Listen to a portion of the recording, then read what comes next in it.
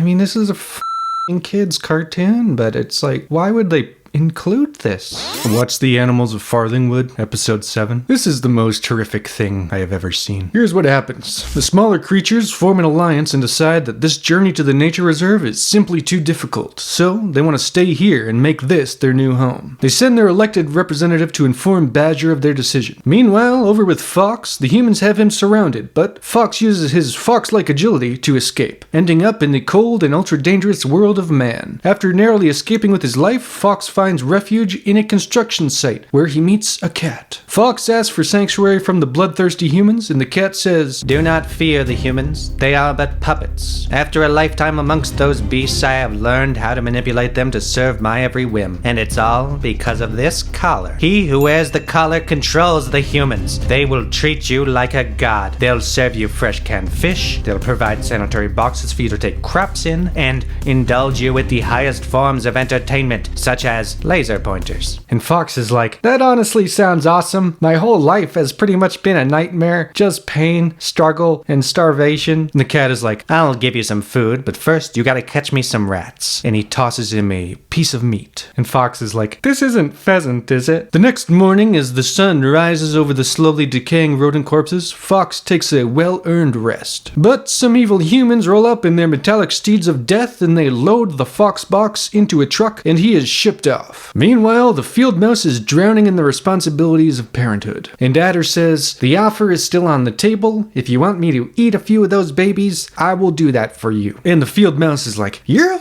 fucking psycho, Adder. You know that? You're sick. You need help." But then Adder does a hypnotic dance in an attempt to brainwash the new mother, but she accidentally hypnotizes herself and passes out. And Badger's like, "Well, honestly, I think this situation sort of resolved itself. Let's just move past this." As Badger says goodbye to the field mice and the voles, Toad interrupts and says, "Remember in the last episode when I got everyone really lost? I just feel like I'm so sorry about that." And Badger's like, "No, dude, it's on all of us, honestly. I mean, we literally have two birds in the group, and the fact that, like, they aren't the main navigational people is insane, right?" And Toad is like, "That actually makes sense. Thank you. And now I have the confidence to guide the group again. We go this way." And Badger is like, "Well, I literally just said that maybe the birds should guide us, but alright.